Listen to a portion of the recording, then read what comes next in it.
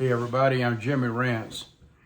I just made a short, one of those little short videos, and I think I called it Prepper or Fool or something like that.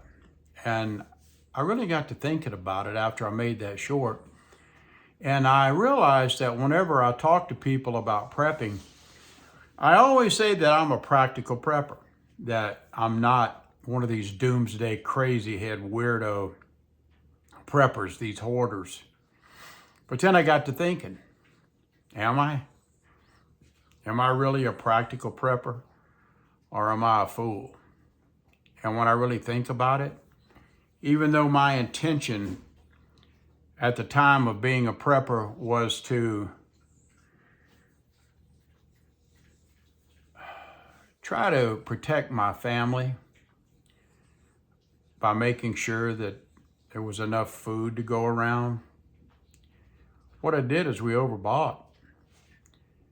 Now, I showed in that short, I just opened one cabinet over there, and I just showed all this food and every bit of it is totally expired. And I don't mean expired by like a day. I'm talking about a year or two.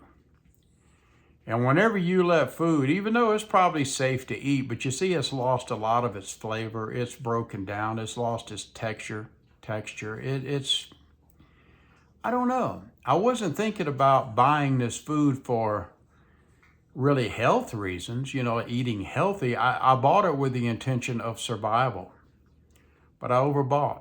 We could not rotate through it fast enough. For all of you morons out there that want to come, well, you should have rotated better. You can't rotate better. If you've got about 5 years worth of food, you can't eat 5 years worth of food in 1 year. At least my wife and I couldn't do it. But I tell you what, that's your business. If you want to stock it up to the rafters like they say to do, prep. Stock it to the rafters. Yeah, go ahead and do that. But really, now that I've matured and aged a little bit and I think back of the mistakes that I made in prepping, trying to prepare for my family, even though the intentions were really honorable and right, I was very foolish in the way that I did it. I spent a lot of money for nothing. Because all that food that I've got in all these cabinets, upstairs, downstairs, in my basement, just shoved away for a rainy day in case there was some terrible disaster.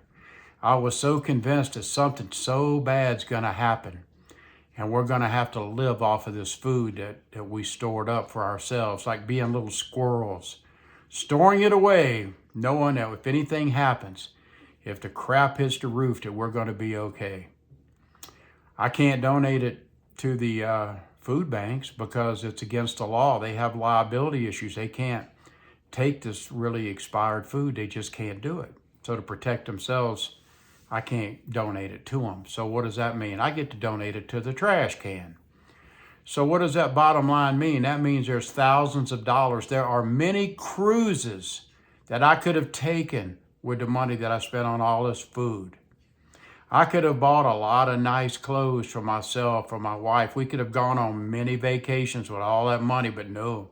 I had to buy Denny Moore beef stew or Spam and all of that other crap that ain't any good for you.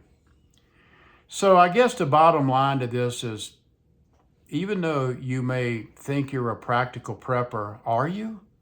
Or are you a foolish prepper? And now that I think about it, I was a fool.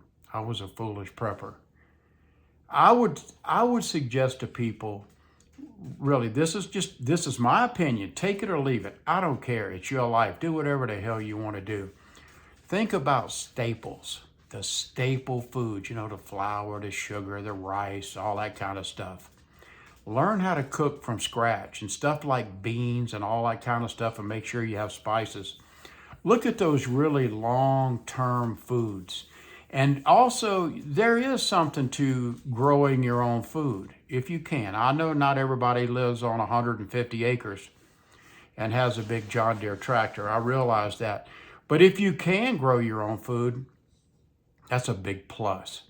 And if you can your own food, that's also even a bigger plus. But remember, for all of you people who can, be honest with yourself and know that you can't preserve this food and can and put it in your little cur or ball jars and cook it under the pressurized heat that you do and think it lasts forever, because it don't either. If those seals don't hold up, you're looking at botulism.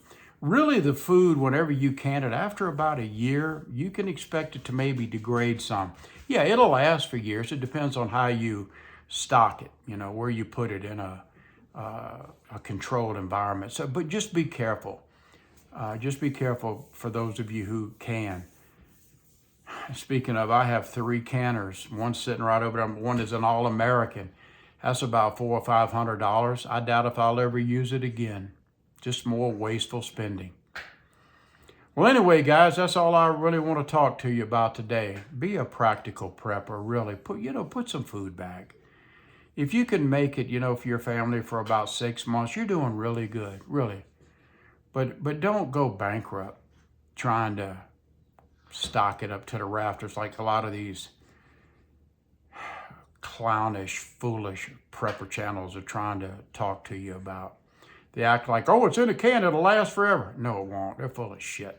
And you could tell them that Jimmy Rance said so. Thanks a lot, guys. I appreciate you being here. I am Jimmy Rance.